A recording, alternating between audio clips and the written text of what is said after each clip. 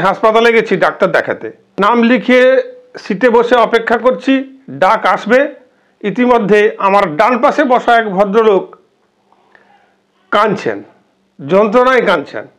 ই বাবা, আমার হাতে এত বড় একটা সুচ ফুটিয়ে দিয়েছে, রক্ত দিয়ে নিয়েছে, কি ব্যথা কি ব্যথা।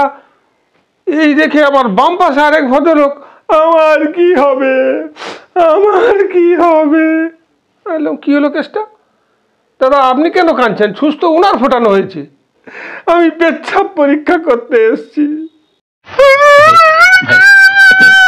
এই ডাক্তার আর পেশেন্টের সম্পর্ক এমন, কোনো কোনো বিষয় ডাক্তারবাবুরা একেবারেই গুরুত্ব দেন না, আবার কোনো কোনো বিষয় পেশেন্টরা গুরুত্ব দেয় না।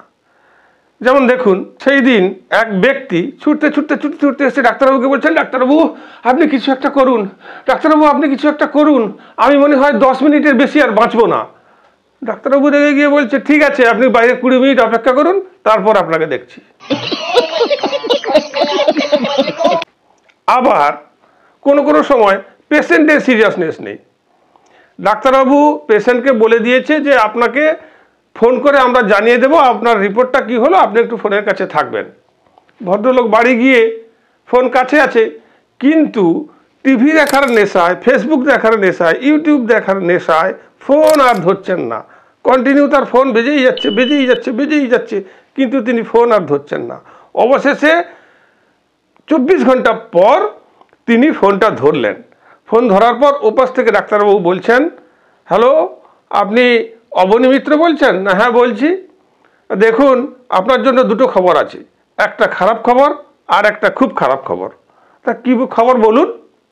ওতে ধরা পড়েছে আপনার ব্লাড ক্যান্সার হয়েছে, আপনি আর 24 ঘন্টা বাঁচবেন। বলে, এইটা খারাপ খবর, আমি তাহলে মারা যাব? তো আরও খারাপ খবরটা কি?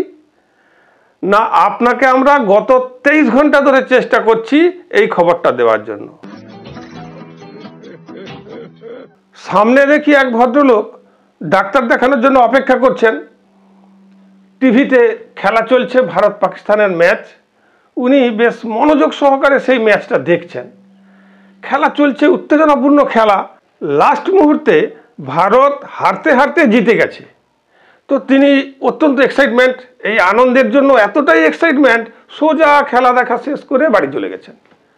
ভদ্রলোকের বাড়ি গিয়ে মনে পড়ল, প্রথমত তিনি ডাক্তার না দেখে বাড়ি চলে এসেছেন, দ্বিতীয়ত তিনি যে খেলাটা দেখছিলেন ওটা লাইভ খেলা ছিল না, হাইলাইটস ছিল।